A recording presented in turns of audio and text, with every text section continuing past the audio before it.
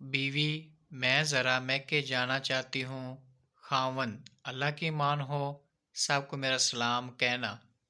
बीवी, तुम तो मुझसे जान ही छुड़ाने के लिए बैठे होते हो। ख़ावंद, ला हौला वला कुव्वता इल्ला बिल्लाह। बीवी, मैं ज़रा मैके जाना चाहती हूँ। ख़ावंद, आज इधर ही रहो, मेरे साथ किसी और दिन चली जाना। बीवी, तुम तो मुझे बस हर वक्त घर में कैदी रखना चाहते हो। ख़ावंद, ला हौला वला कुव्वता इल्ला बिल्लाह। बीवी, मैं ज़रा मैके जाना चाहती हूँ।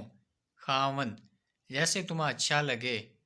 बीवी, तो गोया मेरा होना या ना होना तुम्हारे लिए एक बराबर है।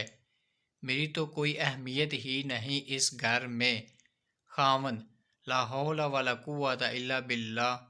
बीवी, मैं ज़रा मैके जाना चाहती हूँ। ख़ावंद, कहो तो मैं भी तुम्हारे साथ चलूँ। बीवी, यानी मैके इसलिए जा रही हूँ कि मेरी आपसे वहाँ पर मुलाकात है।